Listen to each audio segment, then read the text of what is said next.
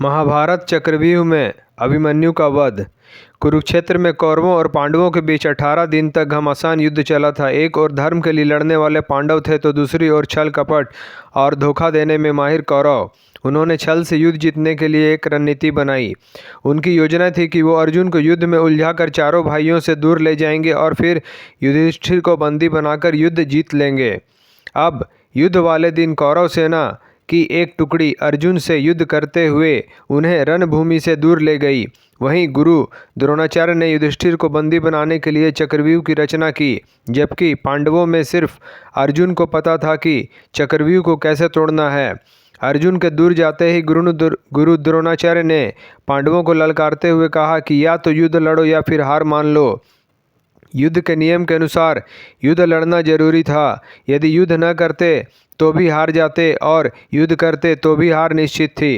अब धर्मराज युधिष्ठिर को कुछ सूझ नहीं रहा था कि क्या करे और क्या ना करे। उसी समय धर्मराज युधिष्ठिर के सामने एक युवक खड़ा हुआ और कहा, काका श्री, मुझे चक्रव्यूह को तोड़ने और युद्ध करने का आशीर्वाद दीजिए। यह युवक कोई और नहीं बल्कि अर्जुन का पुत्र अभिमन्यु था। अभिमन्यु अभी मात्र 16 वर्ष का ही था, लेकिन सभी जानते थे कि वह युद्ध कौशल में अपने पिता के जैसा ही निपुण है। युधिष्ठिर ने अभिमन्यु को मना किया, लेकिन अभिमन्यु नहीं माना और उसने कहा, मुझे चक्रव्यूह तोड़ना आता है। जब मैं अपनी माँ के गर्भ में था तो पिता ने माँ को चक्रव्यूह तोड़ने का तरीका बताया था। बस तभी मैंने इसे सीख लिया था। मैं आगे रहूँगा और आप सब मेरे पीछे पीछे आइए। हार मानकर युधिष्ठिर ने अभिमन्यु की बात मान ली और सभी युद्ध के लिए तैयार हो गए। सबसे आगे अभिमन्यु था और बाकी सब उसके पीछे। अभिमन्यु को रण क्षेत्र में देख कर कौरव मजाक उड़ाने लगे कि यह छोटा बालक क्या युद्ध करेगा, लेकिन जब अभिमन्यु के युद्ध कौशल को देखा तो उनके पसीने छूट गए। आगे बढ़ते हुए अभिमन्यु ने दुर्योधन के पुत्र लक्ष्मण को मार गिराया और चक्रव्यूह में प्रवेश कर गया। उसके चक्रव्यूह में प्रवेश करते ही सिंधु के राजा जयद्रथ ने चक्रव्यूह का द्वार बंद कर दिया ताकि चारों भाई चक्रव्यूह में प्रवेश न कर पाए। अभिमन्यु आगे बढ़ता जा रहा था।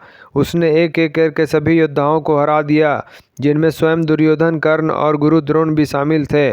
किसी को कोई उपाय समझ नहीं आ रहा था। तभी कौरवों के सभी महारथी ने एक साथ मिलकर अभिमन्यु पर हमला कर दिया। किसी ने उसका धनुष तोड़ दिया तो किसी ने रथ। इसके बावजूद अभिमन्यु नहीं रुका। उसने रथ का पहिया उठाकर युद्ध करना शुरू कर दिया। बड़े बड़े महारथियों के साथ वीर अभिमन्यु अकेला लड़ता रहा, लेकिन वह अकेला कब तक लड़ता। अंत में सभी ने मिलकर उसकी हत्या कर दी और अभिमन्यु वीर गति को प्राप्त हुआ। अभिमन्यु की मृत्यु के बाद अर्जुन ने प्रतिज्ञा ली कि वह अगले दिन युद्ध में जयद्रथ का वध कर देगा। आज शूरवीर अभिमन्यु का नाम कर्ण और अर्जुन से भी पहले सम्मान के साथ लिया जाता है। दोस्तों, आपको हमारा वीडियो पसंद आया हो तो लाइक करें, शेयर करें, सब्सक्राइब करें और बेल आइकॉन ज़रूर दबाएं। धन्यवाद।